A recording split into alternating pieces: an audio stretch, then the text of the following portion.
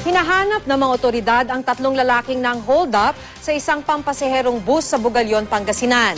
Tinangay ng mga hold-upper ang mga pamasaheng nakolekta ng konduktor, pati na ang pera ng isang pasahero. Makibalita tayo kay Jet Arceliana ng GMA Dagupan. Na-hold up sa bahaging ito ng Bugalyon, Pangasinan ang isang pampasaherong minibus na biyaheng Dagupan City at Camiling, Tarlac.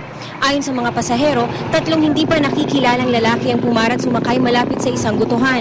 Hindi pa man nakakalayo ang bus. Nagdeklara na ng hold up ang mga sospek. Pagdating nila doon, yung dalawa tumayo doon sa barangay Kayanga, tumayo yung dalawa, tapos at gunpoint tinutukan yung driver sa likuran. Tinangay ng mga sospek ang 4,000 pisong koleksyon ng konduktor. Ninakaw rin sa isang pasahero ang kanyang bag na may 5,000 piso at isang digital camera.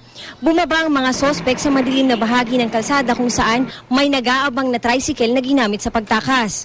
Naka-jacket sila ng black, naka-ball cap sila. Ganong oras, 8:30, mayroon bang mag-aantay ng tricycle doon sa lugar na walang katao-tao, tapos ibig sabihin niya, may plano sila.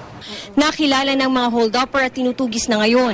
Jet Arceliana, Nagbabalita, Pilipinas.